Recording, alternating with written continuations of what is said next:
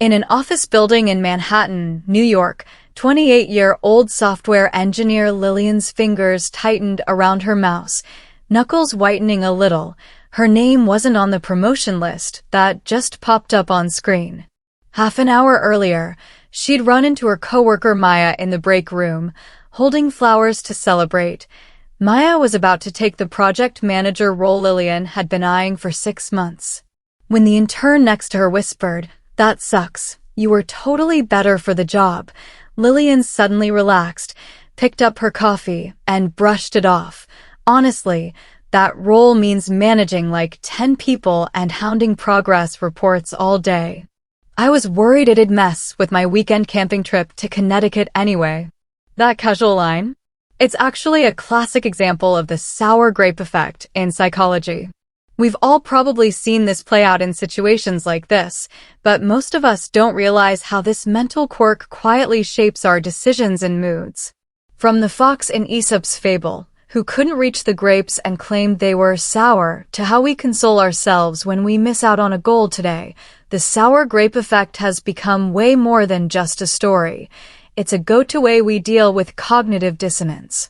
From a psychology angle, the sour grape effect boils down to self-regulation for cognitive dissonance.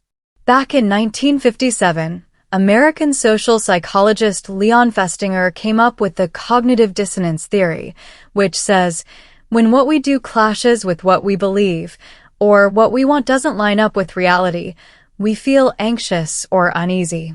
To fix that, our brains automatically tweak our thinking to ease the conflict. The sour grape effect is one common way we do this. When we can't get something we want, like a promotion, a spot at a top school, or a certain item, we downplay how valuable it is. We'll say stuff like, "That job's way too stressful, top schools are just for elites," or "That thing's not even worth the money." This makes our two thoughts, "I didn't get it," and "I didn't even want it," make sense together, which takes the edge off our disappointment. It's not intentional self-deception, it's like an emotional buffer system built into our brains, and it quickly eases the hit of bad feelings in the moment.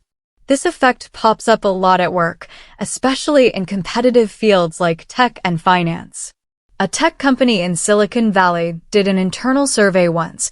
68% of employees who didn't get promoted said in follow-up chats that the promoted role didn't fit their career plans. But here's the thing, those same people had explicitly listed that role as their dream goal when they applied for the promotion. Jack, a 29-year-old product manager, went through this too. He lost the race for head of the cross-border e-commerce product line and later griped to his team, "That job means traveling nonstop. I could never make it work with my fiancé's wedding plans." But in his journal, he wrote, "Watching my coworker take over the project I spent 3 months prepping for, it felt like my chest was hollow." Psychologically, Jack's complaining was really just a defense mechanism. By framing "I didn't get it" as "I chose not to take it," he avoided thinking, "I'm not good enough," and protected his self-worth. This kind of mental tweak is huge in high-pressure workplaces. It helps people bounce back from setbacks fast, so bad moods don't mess up their work later. The sour grape effect is also super common in education, especially when people apply to college.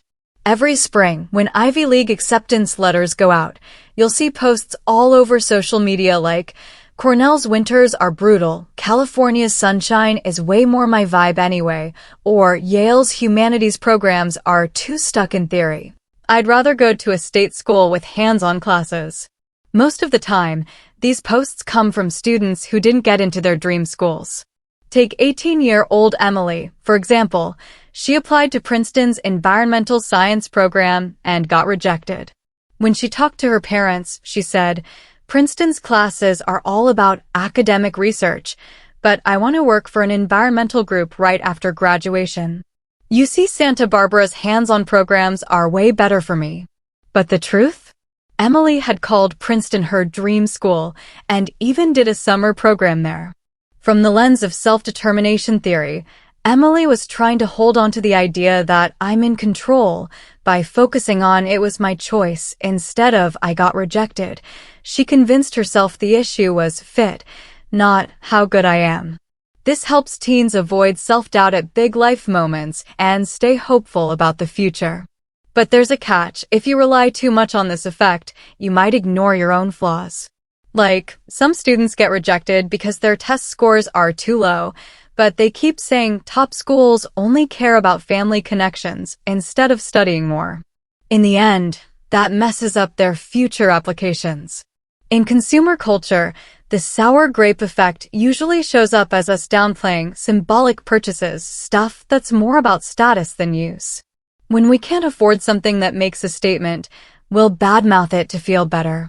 Outside luxury stores in Manhattan, you'll often hear people say things like, Hermes Birkins are so heavy, totally impractical, or Rolex designs are so outdated. Smaller watch brands have way more style. And a lot of the people saying this? They've totally wanted those items before. Sophia, a 32-year-old marketing specialist, had this experience. She planned to spend half her salary on a Chanel 2.55 bag, but a sudden rent hike made her scrap the idea.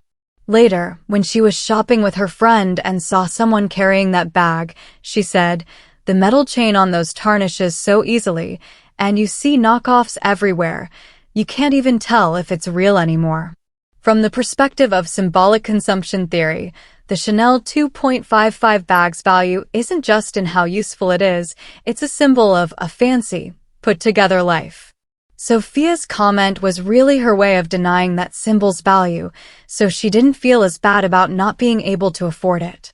This is super common in a society obsessed with consumerism. It helps us balance what we want and what we can actually have, so we don't stress out over status symbols. But it can backfire too. Some people can't afford health insurance, so they say insurance is just a scam instead of admitting they need it. In the end, they ignore their own health security. Social media has only made the sour grape effect more common. On platforms like Instagram and TikTok, we're constantly seeing people's picture-perfect lives, someone posting photos from their vacation in Tuscany, someone sharing the news they got a Google job, someone showing off their post-workout body. When we can't live up to those ideal lives, the sour grape effect kicks in without us even noticing. Tom, a 26-year-old freelance photographer, had this happen. He saw a fellow photographer post photos they'd taken for National Geographic on social media, so he commented, "Commercial photography crushes your creativity. I'd way rather shoot small, niche projects and be free." But privately, he admitted, "I was so jealous I couldn't sleep." From the perspective of social comparison theory, Tom's comment was a defense against upward comparison when we compare ourselves to people who seem more successful. By saying commercial photography is bad, he made himself feel better about not having that success. This is really important in the social media age because most of those perfect lives are filtered and curated. Comparing ourselves to them nonstop makes us anxious, and the sour grape effect takes some of that edge off. But if you lean on it too much, you'll end up in ostrich mode, like some people see their friends switch to high-paying coding jobs, but they keep saying programming is so boring instead of learning new skills. In the end, they miss out on career changes that could help them. But here's the thing, we can't just write off the sour grape effect as negative thinking. From an evolutionary psychology standpoint, this mental trick is an emotional defense mechanism we've developed over time. Back in ancient societies, if we couldn't find food or escape danger, getting too anxious or putting ourselves down would hurt our chances of survival. The sour grape effect helped us reset fast and focus on the next opportunity. Today, it still matters. When we face setbacks we can't change, the sour grape effect acts like mental first aid. It stops bad feelings from turning into bigger mental health issues. For example, a lot of therapists actually guide their clients to use this effect in small ways. If someone's feeling worthless after losing their job, a therapist might help them say, "That job had such a bad overtime culture, it was messing with your health anyway." That eases their anxiety and gives them energy to look for a new job. Of course, this buffer effect only works if you don't overdo it. If you use it as a permanent excuse to avoid reality, you'll get stuck. Like, some people fail at starting businesses over and over, but they keep saying starting a business is too risky. Working for someone else is safer instead of figuring out why they failed. Or people who try to lose weight and keep failing, so they say being a little curvy is healthier anyway, but ignore the health risks of being overweight. This kind of over-justification makes you lose the drive to improve, and eventually, it holds you back. The healthy way to handle it? Use the sour grape effect to ease the pain when things go wrong, but once you feel better, look at the situation logically. That's exactly what Lillian did about a week after saying she didn't want the promotion.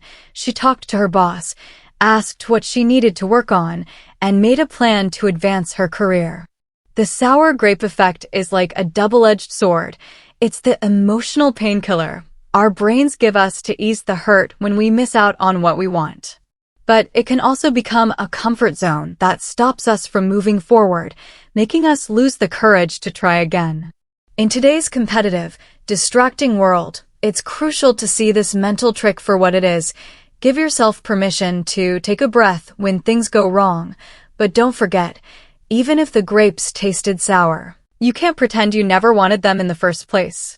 Only then can you strike the right balance between keeping your mental health in check and growing as a person, so you don't get crushed by bad feelings and you don't let self-comfort make you stagnate.